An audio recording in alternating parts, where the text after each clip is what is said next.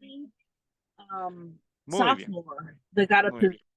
Como ustedes entenderán, el mensaje de hoy, ya les habíamos dicho, se llama saber de Dios o conocer de Dios, ¿verdad? No es lo mismo, realmente no lo es.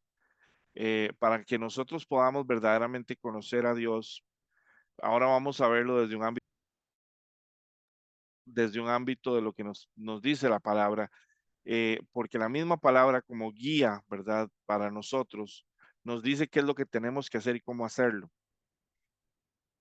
También voy a compartir con ustedes experiencias que yo he tenido, eh, de cómo he tenido que abandonar muchas cosas, que he tenido que abandonarme a mí mismo en ocasiones para poder llegar a conocerlo a Él, que he tenido que llegar a interpretar circunstancias como lo que les comentaba ahora, el estado de salud mía, para llegar a conocerlo a Él, para llegar a entender cómo piensa y el por qué a veces Él permite que cosas que a nosotros no nos gustan o no tienen sentido para nosotros se den con el objetivo de que nosotros tomemos la dirección que Él quiere que tomemos. Es como que si fuéramos en una autopista y Él nos pone obstáculos en la carretera para que tengamos que tomar el desvío que al final es exactamente realmente donde Él, ¿cómo se llama? Quiere que vayamos.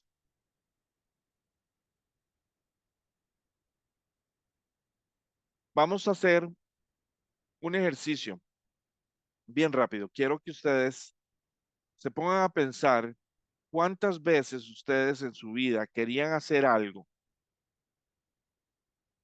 ¿Cuántas veces en su vida ustedes querían o tenían una idea en su mente, un sueño, una visión de lo que el éxito sería? um, Algo que ustedes, un proyecto, una situación en donde ustedes decían, esta es la meta. Y el Señor, ustedes le decían, Señor, esta es mi meta, esta es mi meta, este es mi sueño, esto es lo que quiero. Y ustedes iban ahí caminando y obstáculos y obstáculos y obstáculos y obstáculos y al final los obstáculos no permitieron que llegaran a la meta y tuvieron que más bien tomar un rumbo diferente porque se dieron cuenta que su meta no era el objetivo ya al final,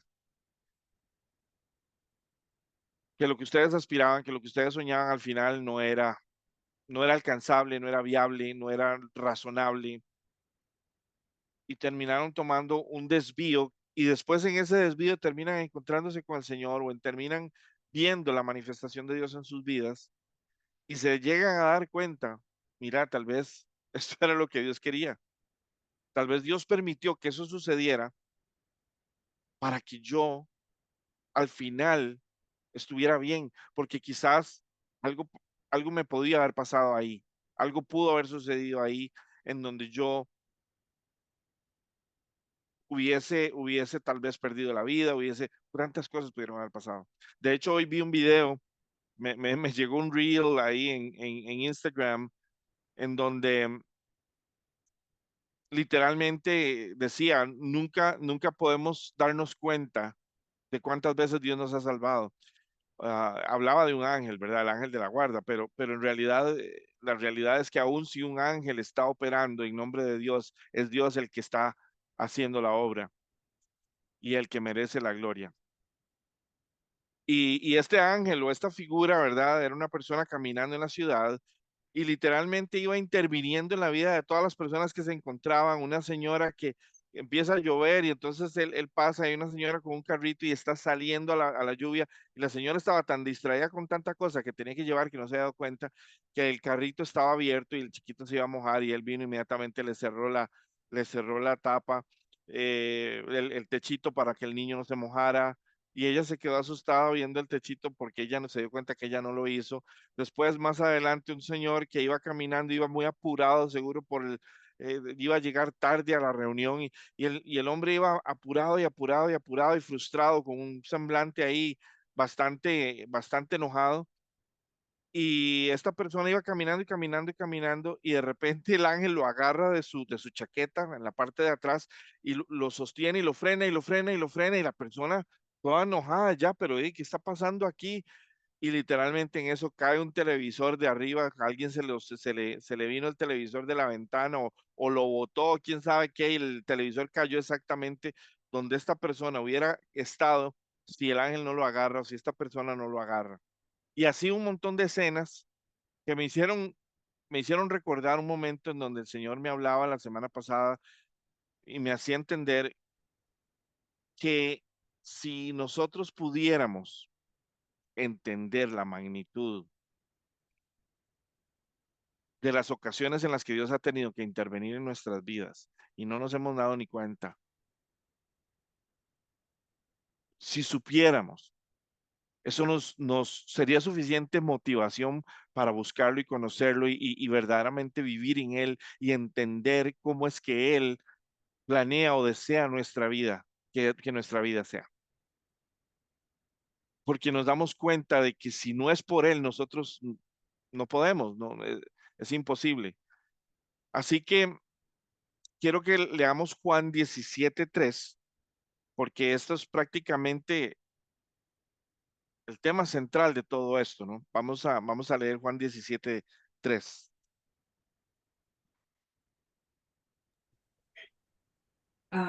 Yo le doy las gracias a Dios porque Dios está hablando hoy. Juan 17:3.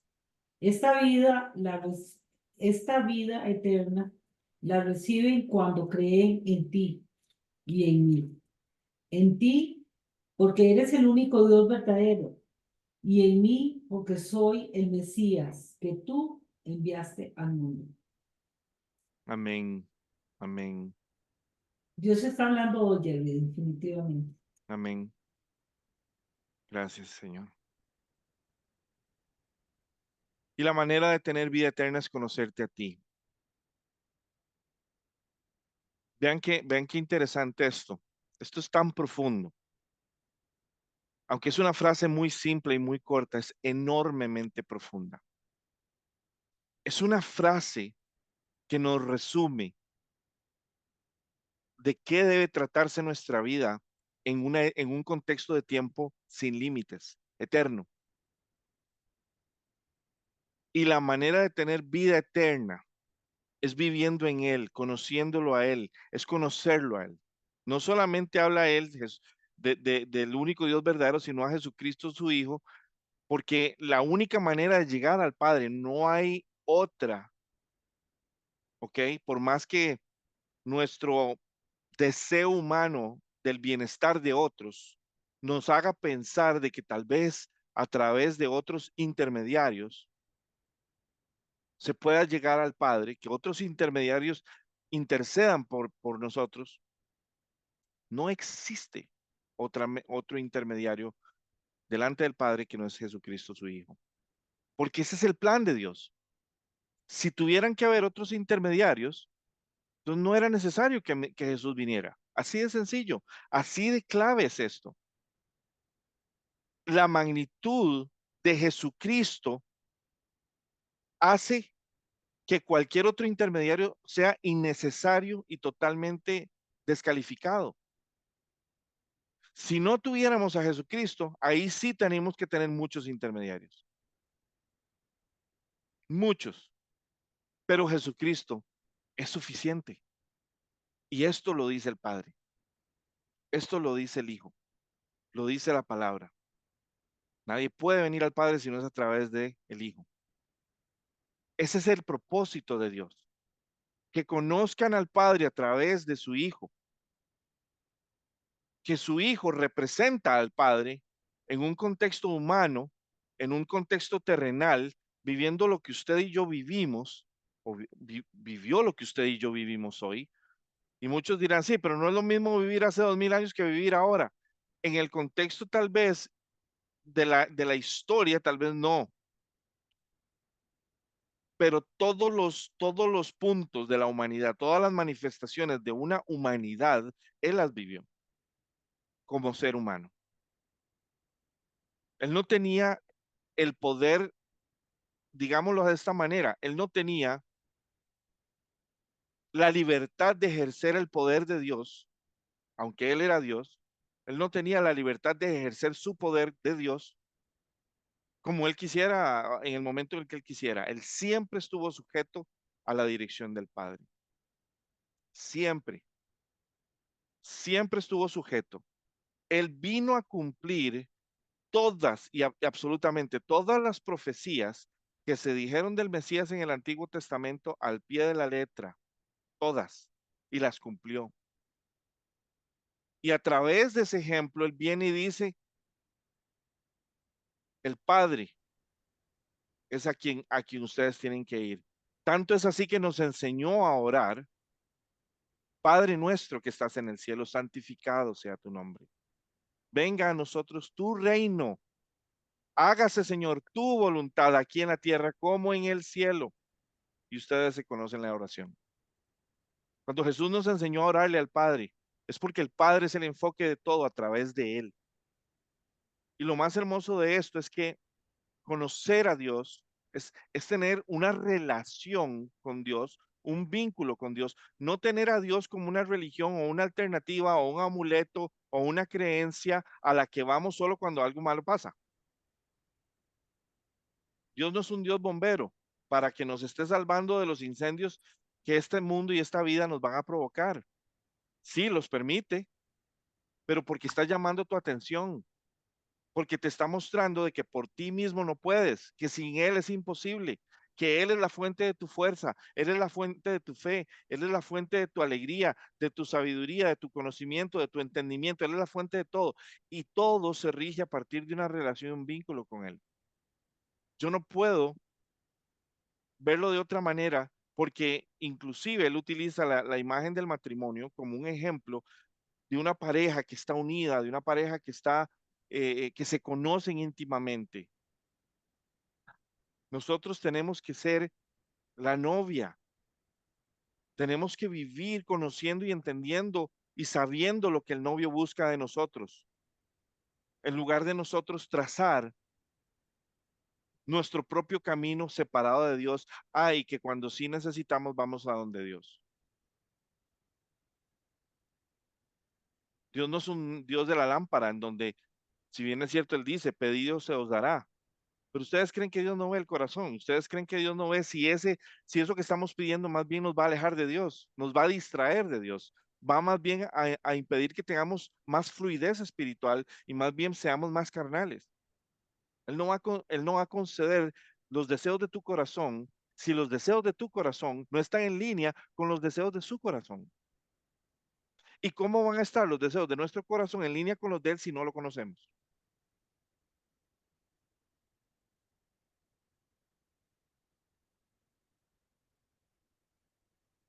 Ok, vamos a ver algunos ejemplos de personas en la palabra que conocían supuestamente a Dios, pero en realidad solamente sabían de Dios. Porque una cosa es, como les digo, conocer a Dios y otra cosa es saber de Dios. A ver, Saúl, el contexto. Saúl fue el primer rey de Israel y en varias ocasiones actuó presumiendo conocer y seguir la voluntad de Dios, pero sus acciones mostraron lo contrario. Una cosa es lo que decimos y otra cosa es lo que hacemos. Ejemplo, en 1 Samuel 13, del 8 al 14, Saúl ofreció sacrificios a Dios en lugar de esperar al profeta Samuel, demostrando su desobediencia y falta de verdadera comprensión de las instrucciones divinas. También, 1 Samuel 15, Saúl desobedeció las órdenes de Dios, perdón, al no destruir completamente a los amalecitas y guardar lo mejor del botín, pensando que estaba haciendo lo correcto. Nuestra capacidad de entendimiento es pobre, iglesia. Separada de Dios es muy pobre. Todo lo que es terrenal, de las nubes para abajo, es pobre. Llámese la sabiduría más sabia de todos. Dice que la palabra dice que es como trapos sucios, como trapos sucios. ¿Cómo se llama en comparación a la sabiduría de Dios? Trapos sucios, eran los trapos menstruales, para que nos demos una idea. Entendamos que nuestra forma de pensar, que nuestra forma de sentir, que nuestra forma de actuar, que nuestra forma de hablar, que nuestra forma de comportarnos, que nuestra forma, todo eso necesita ser transformado. Todo esto necesita ser cambiado. Nosotros no podemos hacer el cambio por más disciplina que tengamos. Necesitamos que Él vaya adaptándonos a la figura del varón perfecto que es Él. Pero esto no sucede si nosotros no estamos en Él, si nosotros no lo buscamos a Él, si no priorizamos a Dios en nuestras vidas por encima de todo lo demás. Les voy a hacer una pregunta para que ustedes se la pregunten a ustedes mismos. No me la tienen que contestar. ¿Es Dios la prioridad más grande de su vida? Es una pregunta fuerte, pero es una pregunta que nos ayuda a entender realmente dónde estamos. Si estamos ubicados realmente en un contexto correcto o no. Si nuestro enfoque es lo que hay que vivir en este mundo o si nuestro enfoque es vivir lo que hay en este mundo, pero primero a través de él. Y muchas veces ahí es donde nosotros nos damos cuenta de que realmente no conocemos a Dios, de que conocemos o sabemos de Dios, pero no conocemos a Dios. Cuando tú conoces una persona, esa persona te impacta la vida y te influencia, te, te, te ayuda a cambiar y a mejorar, te transforma. Máxime, el creador del universo. Vamos a leer esta historia, vamos a verla, vamos a leer solo una, la de Primera de Samuel 13, del 8 al 14. Sí.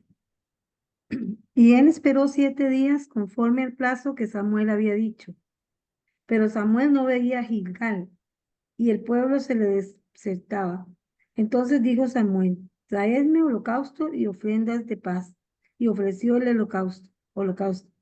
Y cuando él acababa de ofrecer el holocausto, he aquí Samuel que venía, y Saúl salió a recibirle para saludarle.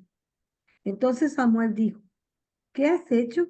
Y Saúl respondió: porque vi que el pueblo se me desertaba y que tú no venías dentro del plazo señalado y que los filisteos estaban reunidos en Micmas, me dije: ahora descenderán los filisteos contra mí a Gilgal, y yo no he implorado el favor de Jehová.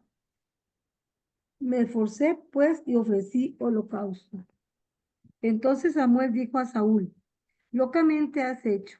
No guardaste el mandamiento de Jehová tu Dios, porque él te había ordenado. Pues ahora Jehová hubiese confirmado tu reino sobre Israel para siempre. Mas ahora tu reino no será duradero. Jehová se ha buscado un varón conforme a su corazón, el cual Jehová ha designado para que sea un príncipe sobre su pueblo, por cuanto tú no has guardado lo que Jehová te mandó. Amén. Amén, amén. Gracias, Alcita. Vean qué interesante, algo que en nuestro tiempo nosotros hemos aprendido y especialmente en Latinoamérica somos muy dados a que las cosas las tomamos no tan serias ni las sobredimensionamos. Tratamos de más bien hacer que las cosas se vean como no son tan importantes ni de tanto peso. Y algo como esto en nuestra actualidad hubiera sido, pero ¿cuál es el problema? O sea, da lo mismo que hubieras llegado tú o que hubiera llegado el otro o que lo hiciera yo. O sea, ¿cuál es el problema? El problema es que desobedeció la directriz del Señor. Y él no tenía que haber hecho eso, él tenía que haber esperado a Saúl, porque era Saúl el que tenía que hacerlo.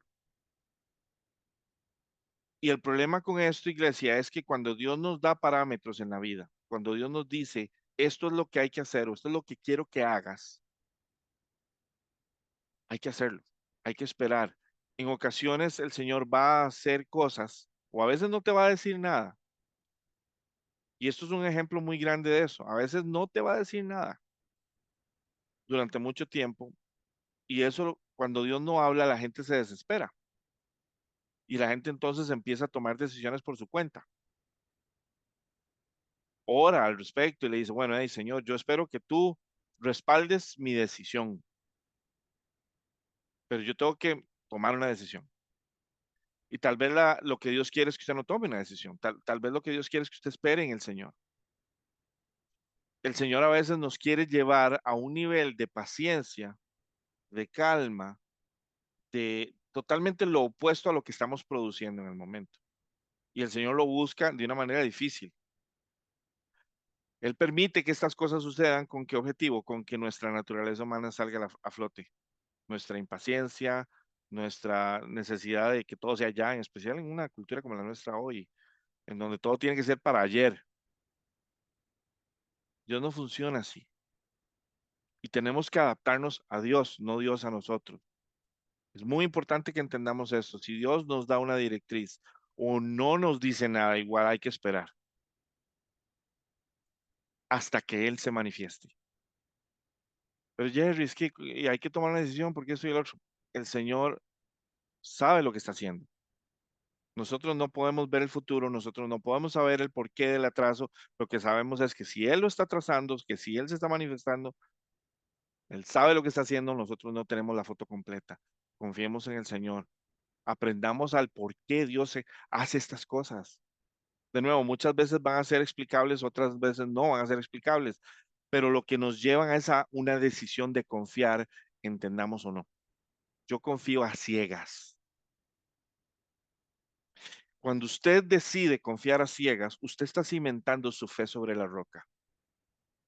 Usted está haciendo que sus incertidumbres, que sus temores, que sus ansiedades y que sus pensamientos se caigan. Porque usted, cada vez que tenga una situación de eso, usted le va a decir, lo siento mucho, ya yo confío en el Señor. Listo. No es negociable. Yo tuve que aprender a tomar ese tipo de actitud, en donde cuando yo decidía confiar en Dios, y yo sabía que iban a ser caminos difíciles, y yo sabía que iba a tener momentos de quebranto, pero cada vez que yo tenía momentos de quebranto, yo me quebrantaba delante del Señor. Y yo le decía, Señor, por favor, si no es por ti, yo no podría ni siquiera resistir. Eso me queda claro. Vamos a ver, otras personas que sabían de Dios, los amigos de Job. El contexto, los amigos de Job, Elifaz, Bildad y Sofar, creyeron entender los caminos de Dios y juzgaron a Job basado en su comprensión limitada. Tenían una idea de cómo eran las cosas, cómo debían ser las cosas, y con eso aplicaron juicio. Ejemplo, el libro de Job, estos amigos insistieron en que el sufrimiento de Job era debido a su pecado, asumiendo que conocían el juicio y la justicia de Dios. Al final, Dios corrigió su error, indicando que no habían hablado correctamente acerca de él. Esto pasa mucho en la iglesia.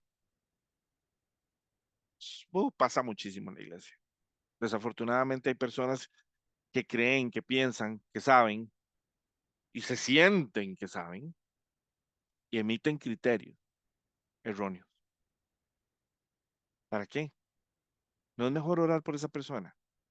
¿No es mejor manifestar amor orando por esa persona que emitiendo un juicio, un criterio que tal vez no es acertado? ¿Para qué exponernos de esa manera? Pero eso es una naturaleza humana. Vamos a ver la historia en Job 42, 7, 9.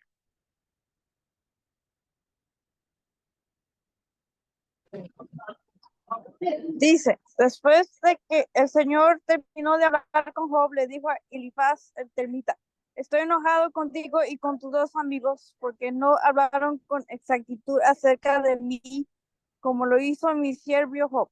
Así que tomen 7 toros y 7 carneros, vayan a mi siervo Job y ofrezcan una ofrenda que por ustedes mismos. Mi siervo Job orará y yo aceptaré la oración a favor de ustedes. No los trataré como se merecen, a pesar de no haber hablado de mí con exactitud como lo hizo mi siervo Job. Así que Elifaz, el termita, Bildad, el subita y Sofar, el naamanita, hicieron lo que el Señor les mandó y el Señor aceptó la oración de Job. Gracias, Vi. Es fuerte esto porque, de nuevo, les voy a decir una lección de vida que yo he aprendido.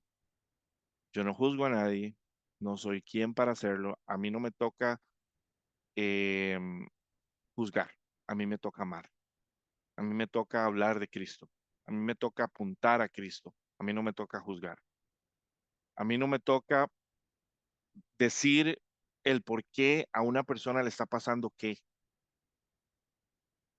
el decir Y esto pasa mucho en la iglesia, es que esa persona, vea qué clase de vida tiene, vea cómo el Señor lo castiga, seguro por tanto pecado.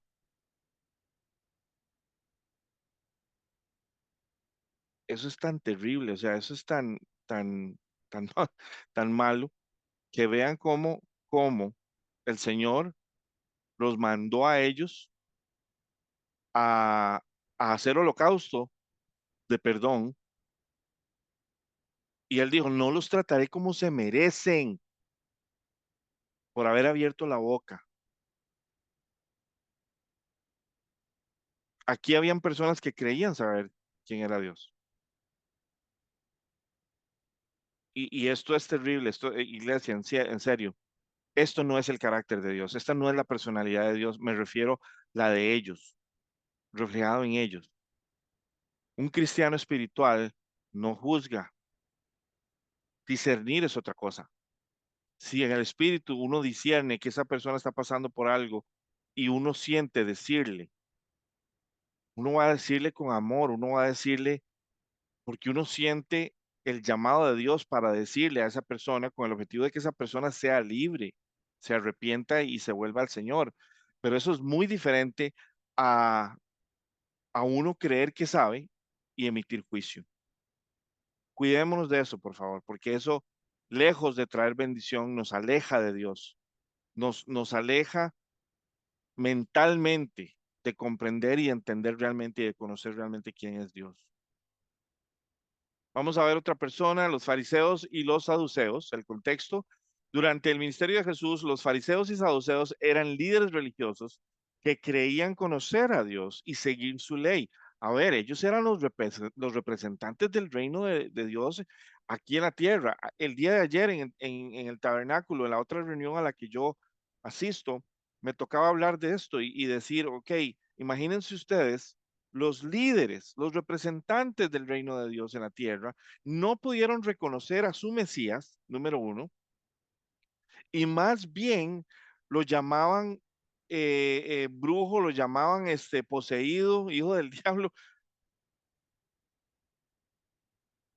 y ellos creían conocer a Dios porque se sabían la palabra. Entonces, ¿qué? Saberse la palabra no es garantía. Si usted no pasa tiempo con Dios, no es garantía. Ellos se la sabían, todavía hoy se la saben. Pero si nosotros dejamos la palabra en un contexto literal en nuestra cabeza y nuestro corazón no es contrito y humillado delante de la presencia de Dios, pidiendo sabiduría, pidiendo revelación, pidiendo entendimiento, dándonos cuenta de que aún si leemos y comprendemos humanamente, hay mucho más y mayor profundidad que necesitamos ver día tras día y que para eso lo necesitamos a Él porque dependemos de Él, de su perspectiva, no la nuestra.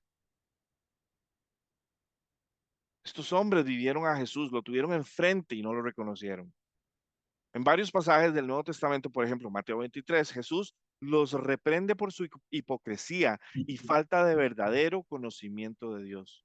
Aunque conocían las escrituras, no comprendían el corazón de la ley y rechazaron a Jesús, el Hijo de Dios. Vamos a leer entonces Mateo 23, 1 al 13. Ok, leo yo. Mateo 23 dice, entonces habló Jesús a la multitud y a sus discípulos diciéndoles, los escribas y los fariseos están sentados en la cátedra de Moisés. Así que todo lo que les digan, háganlo y guárdenlo, pero no hagan según sus obras, porque ellos dicen y no hacen. Atan cargas pesadas y difíciles de llevar y las ponen sobre los hombros de los hombres, pero ellos mismos no las quieren mover ni aun con el dedo.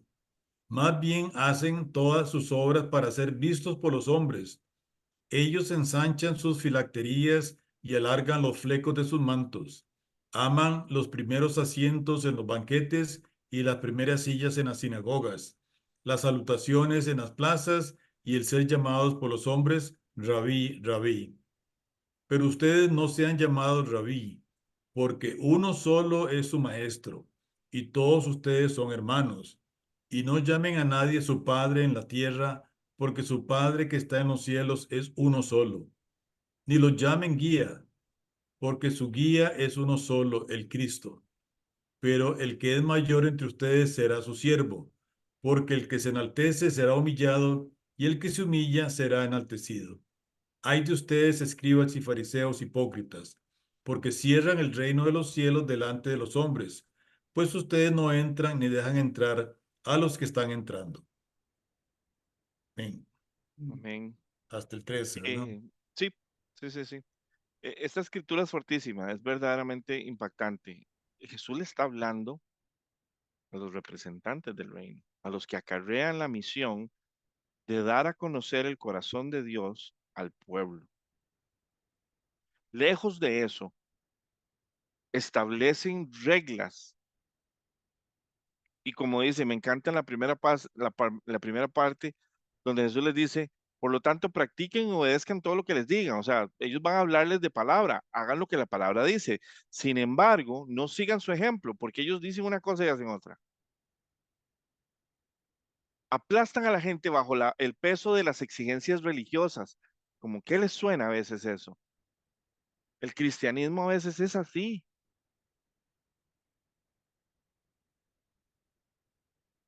Dice, aplastan a la gente bajo el peso de las exigencias religiosas insoportables y jamás mueven un dedo para aligerar la carga. Te dicen qué hacer, pero no te ayudan a hacerlo. Te dicen cómo hacerlo, pero no te ayudan con la carga. Ustedes se acuerdan que Jesús, cuando ya no podía, ya casi no tenía fuerzas de estar derramando tanta sangre, alguien tuvo que ayudarle a cargar la cruz. El único que puede hacer eso para nosotros o con nosotros es Jesús mismo. Pero ¿qué es lo que ocurre? A veces nosotros, entre más, digamos, sabemos de la palabra, nos sentimos más autoritarios de la palabra. Y tenemos que tener mucho cuidado porque no se trata de autoridad. Nosotros no nos han dado autoridad necesariamente para señalar. A nosotros nos han dado autoridad para proclamar las buenas nuevas. Y que las puertas de este infierno en el que estamos viviendo, porque prácticamente es un infierno, aunque yo sé que no es el infierno, no prevalezca contra la palabra del Señor y el mensaje del Señor. Pero nosotros no estamos aquí para ejercer juicio, condena, ni para decirle a la gente, esto es lo que usted tiene que hacer, y nosotros no lo hacemos. En liderazgo hay un principio que dice que yo no puedo exigirle a mi gente, a mi equipo, que haga algo que yo mismo no estoy dispuesto a hacer. Y si yo voy a hacer que mi equipo haga algo o pase por algún lugar o tenga que hacer alguna tarea, yo voy a ser el primero haciéndola para que ellos se inspiren a seguir a su líder en lugar de refunfuñar a mis espaldas porque van a decir, qué fácil, sí, claro, él nos manda a hacerlo, pero él no lo hace. Jesús nos está dando el ejemplo de cómo debemos comportarnos.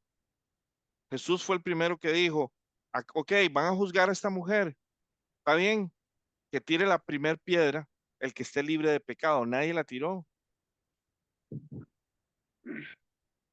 Pero evidentemente Jesús conoce el corazón del Padre. No solamente Él es el Padre, pero en su humanidad Jesús pasaba tiempo con el Padre. Él a cada rato se iba a orar y a orar y a orar y estar con el Padre. Él conocía la palabra, pero también él la ponía en práctica, él la vivía. Y si Jesús lo hizo era para darnos un ejemplo a nosotros. Vamos a ver otro ejemplo, el último ejemplo que es Ananías y Zafira. Ananías y su esposa Zafira eran un par de nuevos seguidores de la iglesia de los apóstoles. Sabían quién era Dios, pero sus acciones mostraron otra cosa. Vamos de nuevo. La primera iglesia vio como un fruto del Espíritu el compartir de todos los bienes para el bienestar de la iglesia. A ver, la primera iglesia explotó con un amor, con una esperanza, con un entender de que su dependencia no yacía en lo que tenían, sino en Cristo, en el Espíritu Santo. Entonces, Ellos no les daba temor que si yo tengo una finca, la vendo y reparto los bienes porque hay necesidad en el pueblo. Y aquí es donde entran Ananías y Zafira. Sin embargo, ellos vieron una oportunidad para ellos mismos. Vamos a irnos entonces a Hechos 5 del 1 al 11. Ananías y Zafira, así dice la palabra de Dios.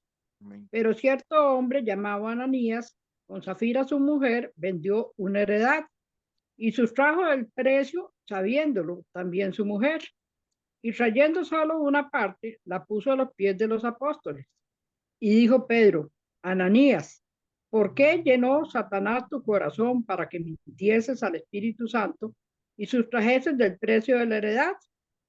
Reteniéndola, no te quedaba a ti, no se, no se te quedaba a ti, y vendida, no estaba en tu poder. ¿Por qué pusiste esto en tu corazón? No has mentido a los hombres, no has mentido a los hombres, sino a Dios. Mm. Al oír Ananías estas palabras, cayó y expiró. Y vino un gran temor sobre todos los que lo oyeron. Y levantándose los jóvenes, lo envolvieron y sacándolo, lo sepultaron. Pasado el lapso, pasado un lapso de 3 horas, sucedió que entró su mujer, no sabiendo lo que había acontecido. Entonces Pedro le dijo, dime, ¿vendiste en tanto la heredad? Y ella dijo, sí, en tanto. Y Pedro le dijo, ¿por qué convinisteis en tentar al Espíritu del Señor? He aquí a la puerta los pies de los que han sepultado a tu marido, y te sacarán a ti. Al instante ella cayó a los pies de él y expiró. Y cuando entraron los jóvenes, la hallaron muerta, y la sacaron y la sepultaron junto a su marido. Y vino gran temor sobre toda la iglesia y sobre todos los que oyeron estas cosas. Esta es palabra de Dios. Amén. Gracias, Señor, por tu palabra. Vean qué interesante esto, porque esto es algo muy fuerte también. Si bien es cierto, la gracia de nuestro Señor hace que hoy por hoy en nosotros no tengamos que vivir estos episodios. Este episodio aconteció para que quede registrado algo muy clave. Número uno, Ananías, eh, yo no creo que Ananías estuviera realmente haciendo un trato con el diablo ahí para que, ¿cómo se llama? El diablo le convenciera de llenar en su corazón de, de deseo de dejarse dinero ni nada por el estilo. No, Ananías estaba haciendo lo que cualquier persona carnal haría.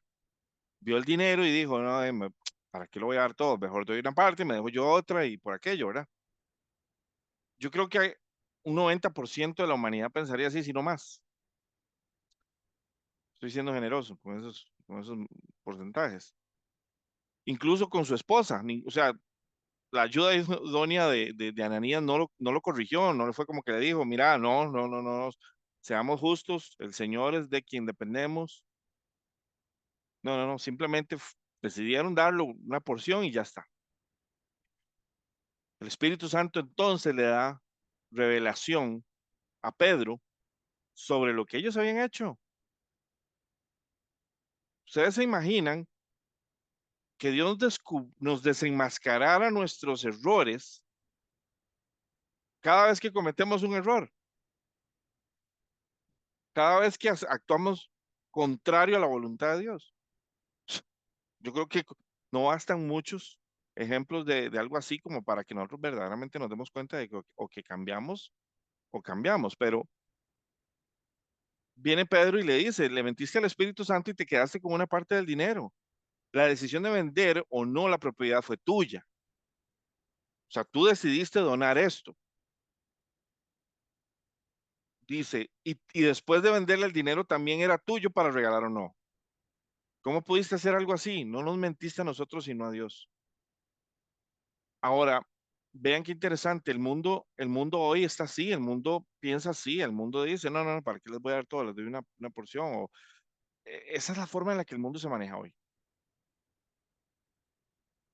Y en el momento en el que entra el Espíritu Santo y tiene una confrontación con la forma de pensar del mundo, hay un choque que saca chispas. Viene la esposa 3 horas más tarde, ¿ok?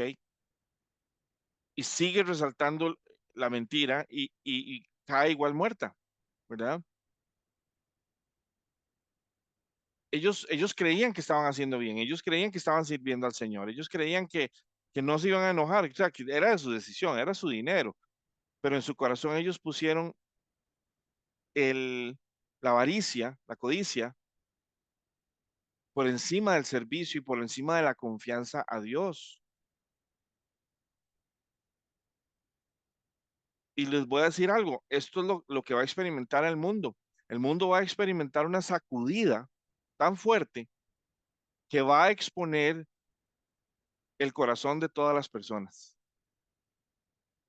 Así como Ananías se sintió confrontado por la verdad, cuando Dios pronto se manifieste en esta tierra, como se va a manifestar, la gente se va a dar cuenta que es Dios, número uno, y número dos, se va a dar cuenta dónde está y cómo está su corazón. Algunos, esperemos que no, pero algunos van a caer muertos, otros van a caer en arrepentimiento y se van a volver a Dios, pero muchos no. Y esto va a suceder, esto es algo que a mí el Señor cuando me lo mostraba, yo decía, qué increíble, vean esto, gran temor se apoderó de toda la iglesia, de todos los que oyeron lo que había sucedido. No miedo, temor a Dios, respeto. ¿Por qué tienen que pasar estas cosas para que nosotros verdaderamente tengamos el corazón donde debe estar? Esto solo lo que hace es desenmascarar una realidad pecaminosa, una realidad natural en el ser humano que no debe ser y que no puede ser. Por eso, a pesar de que Ananías y Zafira sabían quién era Dios, sabían quién era Jesús, por eso estaban ahí con los discípulos y quisieron servir y quisieron hacer una buena obra. Realmente no entendieron de qué se trataba el asunto. Entendieron de que mejor era, para ellos era mejor depender de unos cuantos cinco que depender de Jehová de los ejércitos, que depender del Dios que profesaban. Ok, vamos ahora a irnos a Colosenses 1:9 al 10. Amén. Ok. Dice, por lo cual también nosotros, desde el día que lo oímos, no cesamos de orar por vosotros y de pedir que seáis llenos del conocimiento de su voluntad en toda sabiduría e inteligencia espiritual, para que andéis como es digno del Señor, agradándole en todo, llevando fruto en toda buena obra y creciendo en el conocimiento de Dios. Amén. Amén. Gracias, Padre, por esta hermosa palabra. Desde que supimos de ustedes, no dejamos de tenerlos presentes en nuestras oraciones. Es una iglesia que ama. Esta es la muestra del amor de Dios. Oramos para que las personas que le pedimos a Dios que les dé pleno conocimiento de su voluntad y les conceda sabiduría y comprensión que espiritual, no a nivel tierra, sino a nivel reino de Dios. Entonces, la forma que vivan siempre honrará y agradará al Señor. Hay un fruto, dice, y sus vidas producirán toda clase de buenos frutos. Hay un fruto, una evidencia de que estamos viviendo cerca de Dios. En Génesis, en Génesis tenemos una persona que se llama Enoc, que era, si no me equivoco, el tatarabuelo de Noé, o el abuelo de Noé, por ahí anda. El asunto es este, Enoc tiene como dos líneas en la Biblia. Y lo que dice es que Enoc caminaba con Dios. Ese hombre pasaba hablándole a Dios todo el día, pasaba sintiendo la presencia de Dios todo el día. Para él no había más allá de Dios. Para él era un deleite vivir en Dios, su vida aquí en la tierra. Tanto fue así que Dios se lo llevó. Él es uno de los dos que no han muerto. Probablemente uno de los dos testigos, a mi parecer. Es más, estoy seguro de que es uno de los dos testigos, a mi parecer personal. Uno de los dos testigos que van a venir en el Apocalipsis, porque él no ha muerto. Y él conoció a Dios, al punto de que Dios dijo, no, yo me lo llevo, ya me conoce. Y vean entonces, dice, entonces la forma en que viven ustedes siempre honrará y agradará al Señor. No hay forma de fallar.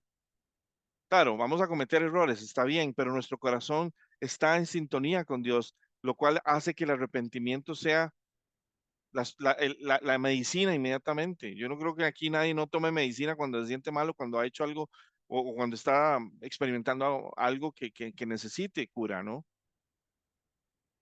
Dice, mientras tanto irán creciendo, un proceso de crecimiento, dice, a medida que aprendan a conocer a Dios más y más. Es un proceso, iglesia. Pero si nosotros vivimos en la tierra para conocer a Dios, ¿qué va a pasar en nosotros? Nos vamos a convertir en el reflejo de Dios, no en el reflejo de este mundo. Porque es que la iglesia a veces muestra más al mundo que a Dios, porque conoce y vive más metida en el mundo que con Dios. No estoy diciendo de que nosotros, de nuevo, no podamos vivir también como seres humanos aquí en la tierra. Porque ahí es donde nosotros a veces en el cristianismo nos vamos a la religiosidad. No, es el corazón, iglesia, lo que determina la diferencia. Porque aún si hay que hacer cosas aquí en el mundo, porque aquí en el mundo se hacen cosas, aunque no seamos del mundo, ¿verdad? Si yo me voy a vivir a España, yo tengo que también seguir y respetar las reglas de España, probablemente participar de algunas costumbres en España, siempre y cuando el Señor me lo permita y no sean cosas que vengan en detrimento de mi vida espiritual y más bien me ayude a colaborar en el desarrollo de una amistad con otras personas que me abra puertas para en un futuro también traer el Evangelio de Cristo. Pero sí estoy siendo guiado por el Espíritu Santo, no por mi criterio, ni por mi razón, ni por mi entender, sino porque estoy siendo guiado por el Espíritu Santo. Por eso es que yo les digo, la clave de esto es ser guiados por el Espíritu Santo, porque entonces mientras vamos siendo guiados por el Espíritu Santo, iremos creciendo de medida que vamos a ir conociendo más a Dios, vamos a sentir cómo piensa, cómo Él actúa, qué es lo que busca de nosotros ante las circunstancias y adversidades. Vamos a irnos a Colosenses 3:10.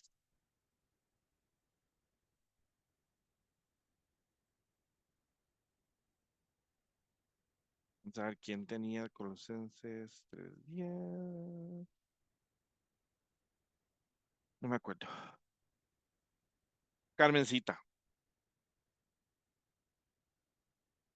No sé si la tiene lista, Carmencita. De hecho, Carmencita tiene 4 y un solo.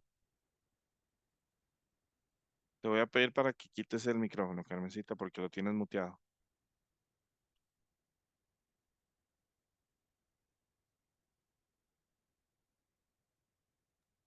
Un Ahí está. minutito. Vamos. Ahí Ay, está. ajá, aquí Ahora estoy, sí. aquí estoy. Dale, dale. Colosenses. Ay, denme un 3:10. minuto porque Colosenses no lo había notado yo. Creí que Lo se tengo en la habían dado. pantalla por si lo quieres ver de ahí. No hay ningún Ah, problema. ok, ok, genial. Muchas gracias, María. Ujú. Vamos a ver. Dice, así que desde que supimos No, de esa es la otra. ustedes. La otra. Ah, ok, Colosenses ok. 3:10, perdón, la que es la de la derecha. Ok, ok, perdón. Dale, dale. Colosenses 3:10 dice, vístanse con la nueva naturaleza y se renovarán a medida que aprendan a conocer a su Creador y se parezcan más a Él. Amén. Gracias, Carmencita. Ya vamos a Con ir con las gusto. otras. A ver, Ok. vístanse con la nueva naturaleza. ¿Cuál es la nueva naturaleza? Es la espiritual. Cuando nacemos de nuevo, nacemos en el espíritu. Y Primera de Corintios 2 nos había dicho, ok, que estas cosas se interpretan, se entienden, se comprenden, se ejecutan espiritualmente. La única manera en la que usted y yo podemos convertirnos en seres cada día más espirituales es en la presencia de Dios. De esto estoy convencido. Es en la presencia de Dios. En la oración, buscamos en la oración y en la alabanza su presencia. Cuando estamos ahí, pedimos que Él nos dé revelación, que Él nos dé entendimiento, que Él nos dé comprensión de lo que Él dice en su palabra, para que nosotros no podamos cometer errores de interpretación, sino que Él no solamente nos explica lo que está diciendo, sino que nos lo hace sentir. graba, porque su palabra ya está escrita en nuestro corazón. Automáticamente, como está grabada en nuestro corazón, nos hace sentir lo que se siente, vivir lo que dice la palabra. Y nos lleva en esa dirección. Vístanse entonces con esta naturaleza espiritual, se los voy a leer así, interpretándolo así. Vístanse entonces con la naturaleza espiritual mediante la oración, mediante estar en su presencia, y se renovarán a medida de que aprendan a conocer cada día más a su Creador y se parezcan más a Él. Vayan a la presencia de Dios en el Espíritu. Vayan a Él y estén en Él, y Él les dará lo que ustedes necesiten leer, entender, comprender, y cada día Él va a producir en ustedes ese fruto de transformación que ni usted ni yo podemos producir por nosotros mismos. Ayer hablábamos en tabernáculo de cómo la iglesia se complica, de cómo la iglesia oye modas, ¿verdad? Dentro de la misma iglesia hay modas. Por ejemplo, una que se está dando mucho ahora es de que mucho cristiano se está acercando a una corriente de judaísmo, en donde les dicen que hay que cumplir la ley, que tienen que celebrar las fiestas, que tienen que circuncidarse, que tienen que cumplir la ley. Cuando la palabra nos dice, Pablo, ok, ustedes nacieron de la gracia. Si ustedes quieren ir a la ley, tienen que cumplirla toda, 630.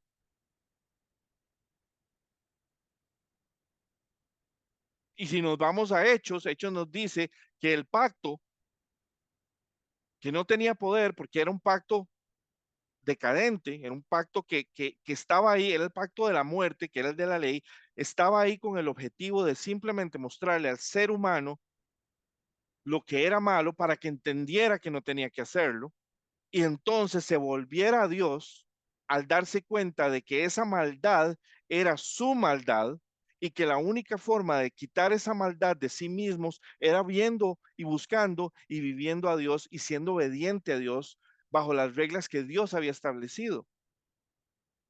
Cuando viene Cristo, no es que vino a quitar la ley, no, es que ahora la ley se cumple en Cristo.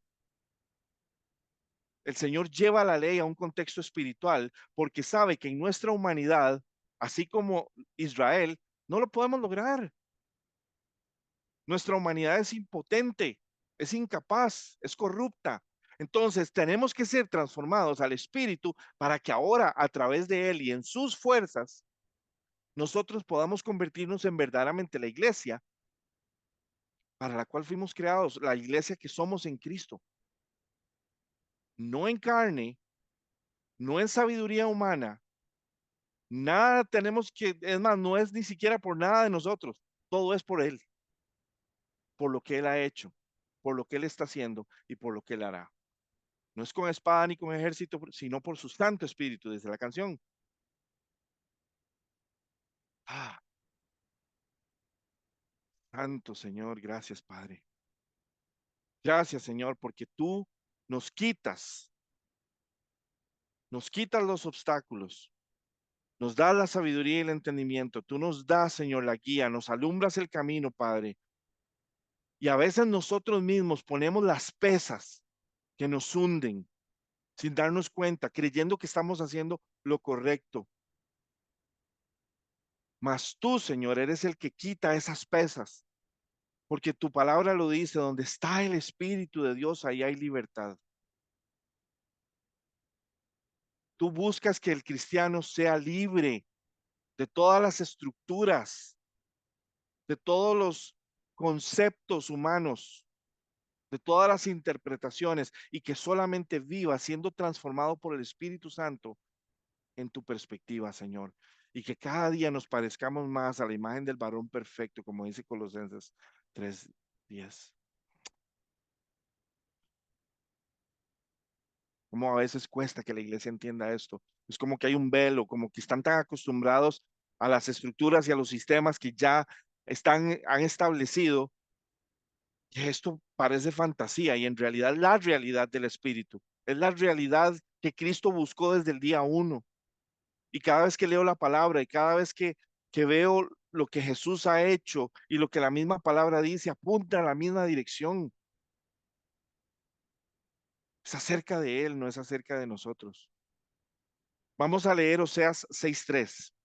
Ahora sí, Carmencita, adelante. Ajá, ya le digo. Oseas 6:3, ¿verdad? Ujú. Dice, y conoceremos y proseguiremos en conocer a Jehová, como el alma está dispuesta, su salida, y vendrá a nosotros como la lluvia tardía y temprana a la tierra. Oh, gloria, Señor, la lluvia tardía y temprana. Ustedes saben que la lluvia tardía está por llegar. La gran cosecha está por llegar, iglesia, y tenemos que estar listos para ella. Pero ven qué lindo aquí donde Oseas nos dice, conozcamos al Señor y esforcémonos por conocerlo. Esa es la clave, iglesia.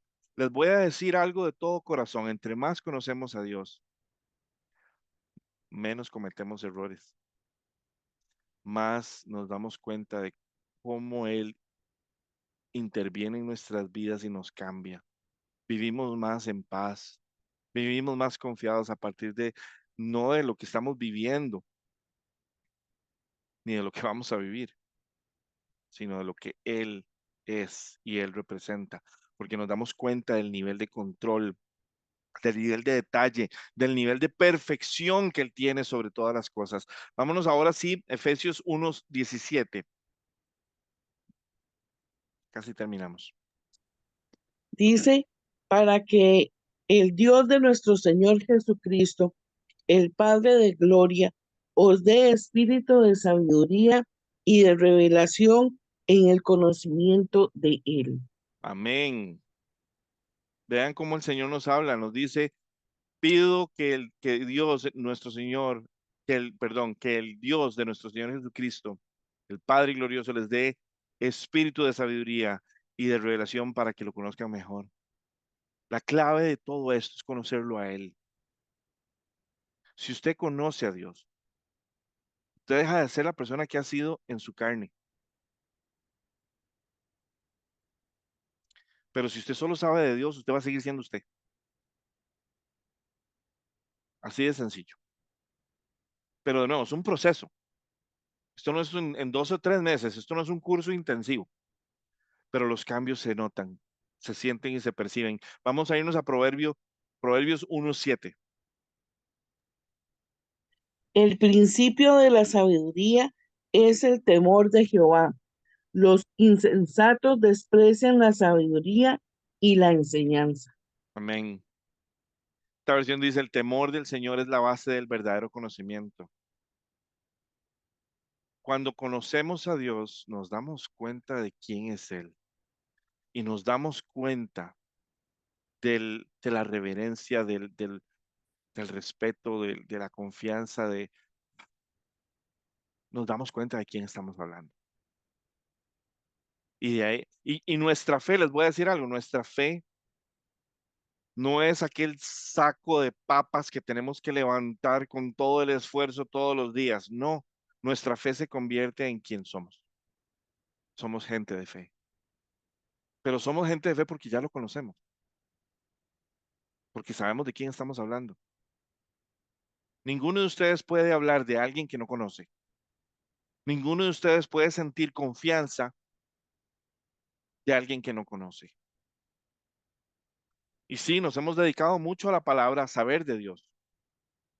Pero algo que ponía el Señor en mi corazón es que la letra mata y el espíritu vivifica. La iglesia se dedica tanto a la palabra, pero no se dedica a Dios. La gente cree que dedicarse a la palabra es dedicarse a Dios. Lo hicieron los fariseos, ¿se acuerdan? Y ni siquiera pudieron reconocer a su Mesías. Ellos se dedicaban 24 horas al día a la palabra. La memorizaban, se la sabían toda de memoria. Y probablemente para algunos lo que estoy diciendo puede ser controversial. Para mí ya no lo es. Es una verdad que tiene que hablarse. Es una verdad que tiene que salir a la luz. Porque el contexto de esta verdad es libertad. El contexto de esta verdad es transformar a las personas verdaderamente en personas espirituales, no en personas que memorizan, no en personas que se saben un texto pero que viven otra vida. Estamos hablando de que la palabra tiene que cobrar vida dentro de nosotros. Y la única manera en que logramos eso es en la presencia, es vivir en la presencia. Cuando yo le dije al Señor, Señor, ¿qué es lo que tengo que hacer?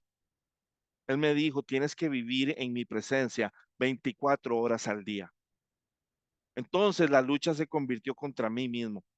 Yo luchando contra Jerry por permanecer en él, por no distraerme, por estar concentrado todo el tiempo y pensándolo en él y hablando con él y traer y a involucrarlo en todo lo que yo hago y a donde voy y donde esté. Jesús, Jesús, Jesús, Jesús, Jesús, Jesús, Jesús. Si Jesús fuera una piscina, no meter mis piecitos ahí a lavarlos de unas horitas el miércoles, unas horitas el viernes o una horita o 2 horitas el domingo. No, no, no. Yo tengo que vivir y convertirme en un pez, vivir debajo del agua permanentemente. Eso es un proceso, iglesia. Es morir a Jerry, es morir a mí mismo. Y eso yo no puedo lograrlo por mis propios esfuerzos. Yo no puedo lograrlo. Entiendan, ser libre en Cristo no depende de mí. No, yo no puedo lograrlo. Yo lo necesito a Él, necesito intervención divina para que Él saque de mí todo lo que tiene que sacar, para que Él saque de mí todo lo que tiene que reestructurar y me transforme. Él es el que hace la obra, no yo. No es como a nosotros nos han enseñado en la iglesia, no, es que no, la obra depende de mí. Yo soy el que tiene que. No, no, no, no, no, no, no. Él es el que lo hace, iglesia. Él es el que hace la obra. Yo lo que tengo que hacer es permanecer en Él. Somos un bombillo y no podemos dar luz si no estamos conectados y no podemos dar luz si no está fluyendo en nosotros la energía eléctrica.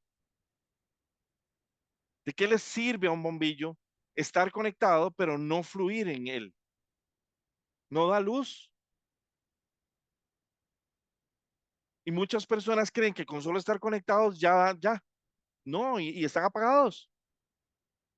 Tenemos que fluir en el Espíritu. Tenemos que permitir que Dios fluya en nosotros. Y la única manera de lograr eso es de rodillas, es orando, es estando en Él. Ahí es donde la palabra cobra vida. Porque entonces vamos a ir a la palabra. Es más, el Señor te va a poner, vaya a tal escritura, vaya a tal escritura. Y usted lee esa escritura y esa escritura cambia su vida. Porque ahora usted la entiende desde la perspectiva del autor. Y esa palabra queda sellada en su corazón y en su mente y usted se da cuenta de quién está hablándole a través de la palabra. En cambio, cuando a veces leemos la palabra y disfrutamos la hermosura de la palabra, al día siguiente ya ni nos acordamos de lo que estábamos leyendo, porque nuestra mente está en todo lo demás.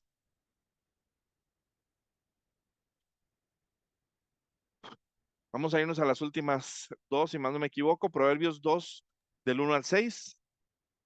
Amén. Dice, excelencia de la sabiduría.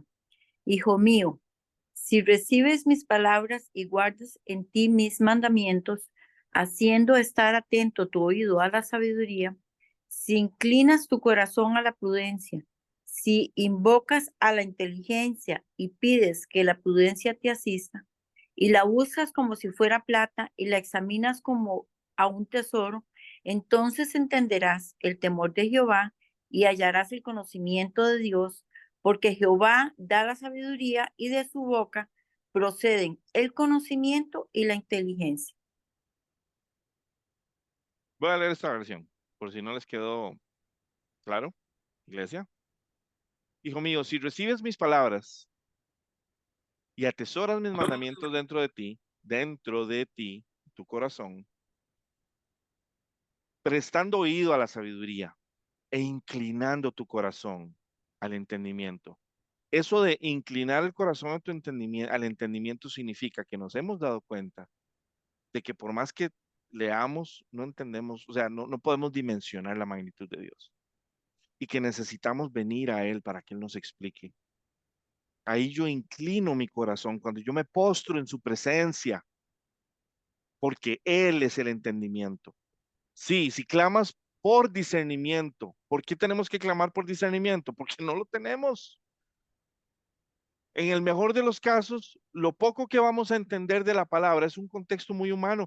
Ustedes saben que hay pastores hoy en el mundo que discuten teología, y estoy hablando de doctorados en teología, y agarran escrituras para probar cosas opuestas, que si hay rapto, que si no hay rapto, que si la salvación se pierde, que si no se pierde.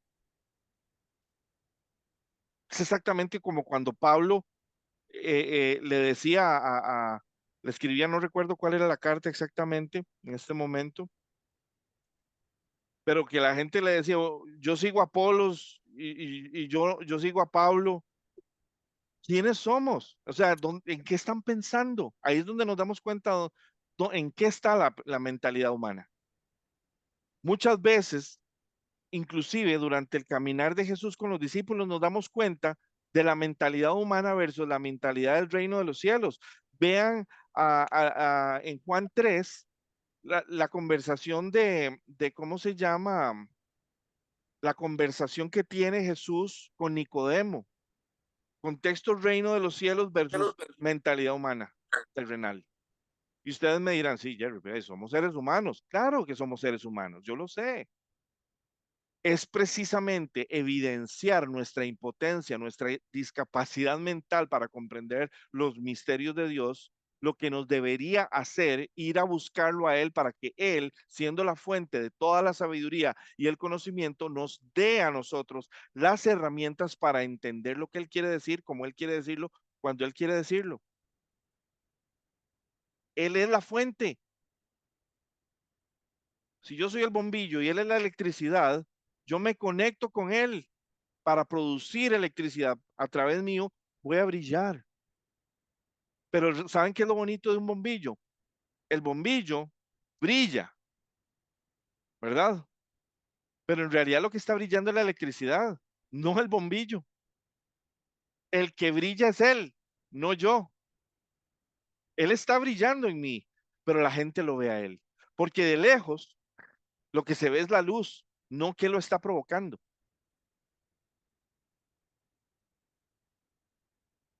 Y dice acá, si clamas por discernimiento, alzas tu voz por entendimiento, si buscas como la plata y la procuras como los tesoros escondidos.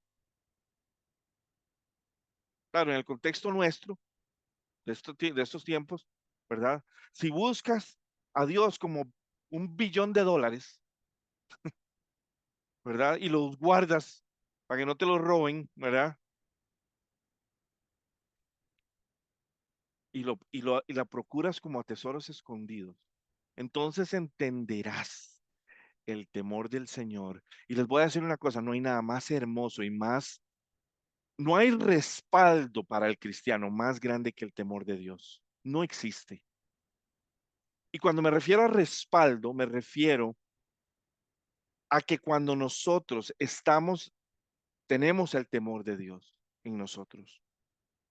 El temor de Dios es como ese escudo que nos protege de cometer errores, porque inmediatamente nos sensibiliza, nos hace saber que le estamos fallando a Dios.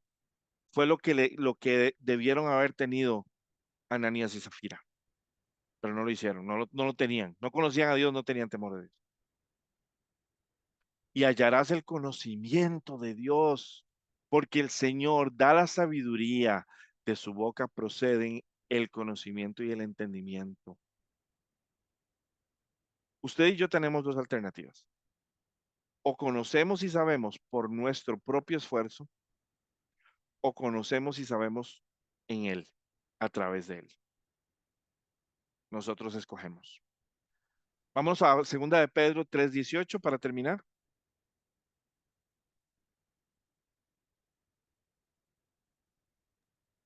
Dice, más bien crezcan en la gracia y el conocimiento de nuestro Señor y Salvador Jesucristo. A Él sea la gloria, ahora y para siempre. Amén. Amén. Todos tenemos tanto en qué pensar en esta vida, iglesia.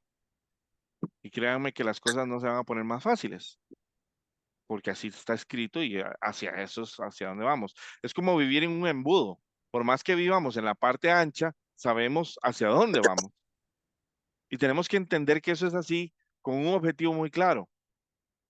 que Él reciba toda la honra y la gloria, que todo lo que está profetizado se cumpla, que todo lo que está escrito suceda, para que entonces Él venga y haga lo que tiene que hacer. Pero nuestra tarea, nuestro trabajo como iglesia, como cristianos,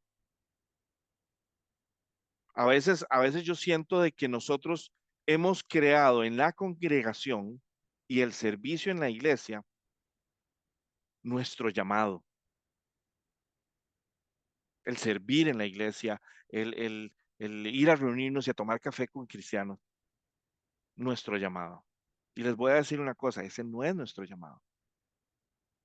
Otras personas dicen, no, no, no, nuestro llamado es la gran comisión. Les voy a decir cuál es nuestro llamado primario, ser transformados. Usted y yo primero tenemos que ser transformados. Pablo no empezó su ministerio, sino hasta que él estuvo listo para verdaderamente llevar la palabra afuera. Pablo primero tuvo que aislarse para que su copa se llenara y estuviera rebosando. Nosotros tenemos que dar no de lo que tenemos aquí, no. Usted y yo tenemos un llamado a primero hacer que nuestra copa esté rebosando para que podamos servirle a los demás a partir de lo que está rebosando. Y que le sirvamos a los demás en espíritu y en verdad, no en intelecto, talento humano, don de servicio. Porque esas cosas se pueden hacer, no hay ningún problema y las vamos a hacer. Pero nosotros deberíamos estar impactando vidas espiritualmente.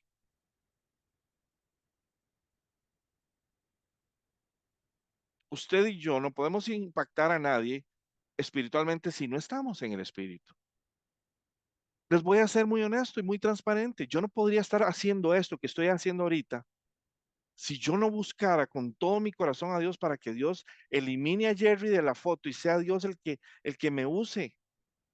Yo tengo temor de Dios. Yo no voy a venir a decir aquí cosas que yo no siento en el corazón, que Dios no quiere que yo diga. Yo no voy a tomar las riendas de la palabra, de lo que Dios quiere que yo diga y decirle al Señor, no, no, esperes, yo quiero decir esto porque me parece que es importante. No, no, no, no, no, no, no. Lo que les estoy diciendo, se los estoy diciendo en el del corazón, porque lo siento que es lo que el Señor me está poniendo a decirlo. Y no tengo temor porque sé que lo que estoy diciendo es verdad. Y lo estoy diciendo con amor porque mi interés no es otro que ustedes crezcan y más bien ustedes empiecen a llevar esperanza, palabra, autoridad espiritual a otras personas. Y cuando digo autoridad espiritual no estoy hablando de juicio, estoy hablando de que puedan decirle a las personas quién es Cristo con autoridad, porque lo conocen. La gente necesita escuchar a Dios, pero si no buscan a Dios, tienen que escuchar a Dios en nosotros. Y para eso tenemos que quitarnos del camino, dejar que Dios sea Dios en nosotros. Más bien entonces, en lugar de, y no estoy diciendo que vamos a descuidar la vida que tenemos acá, tenemos que ser responsables y darle al César lo que es del César y a Dios lo que es de Dios, pero entendamos qué es lo que tenemos que darle al César y entendamos qué es lo que tenemos que darle a Dios. Y dice aquí, más bien crezcan en la gracia. El Señor, o sea, tantos de nosotros hemos dedicado nuestra vida a hacer cosas del mundo, en lugar de hacer cosas para el reino. Y yo mismo soy uno, yo estoy ahí en la lista. Pero segunda de Pedro 3:18 me dice que si voy a crecer en algo en esta vida, sea crecer en la gracia y el conocimiento de Dios. Porque entonces, si alguien viene con un consejo, yo sé que Dios me va a decir qué decirle. No le voy a hablar solo porque yo sé que es lo bueno. Yo sé que Dios me va a poner en el corazón qué es lo que tengo que decirle. O puede simplemente que me diga, no digas nada. Y yo seré obediente. Pero iglesia, se trata de que nosotros ya empecemos a vivirlo a Él, en lugar de seguir viviendo en nosotros. Quiero dejar esto hasta aquí. Este es el mensaje que les traía. Sé que es un poco fuerte, grande, pesado, pero es un tema de reflexión. Es un tema que el Señor me ponía en el corazón en el hospital, mientras estuve ahí, viendo tantas personas que saben, muchos de esos saben quién es Dios, pero no lo conocen y lo reflejan. Y sin embargo, yo estaba feliz, con dolor de espalda y dolor de riñón, pero yo estaba feliz, porque yo sé en las manos de quién estoy. Con piedra en el riñón estoy alabando a Dios. Y aunque me duela, porque mi cuerpo se va a doler y a veces el dolor no es sencillo, ustedes nunca me van a ver a mí desesperarme, ponerme angustiado ni nada. He estado en cama y llorando del dolor y ahí acordándome de Jesús y acordándome de lo que Él pasó por mí. Y yo, "No, hombre, esto no es nada". Nuestros pensamientos y nuestro corazón en Cristo Jesús, ¿cierto o no? Y la paz de Dios que sobrepasa todo entendimiento guardará vuestros pensamientos y vuestro corazón en Cristo Jesús. Si no estamos en Él es la paz. Si no estamos en Él, no vamos a tener paz. Amén. Espero que esto sea de bendición para ustedes como lo ha sido para mí y que podamos verdaderamente hacer que, que nuestra vida dé un giro radical, porque necesitamos una iglesia radical en estos momentos. Amén.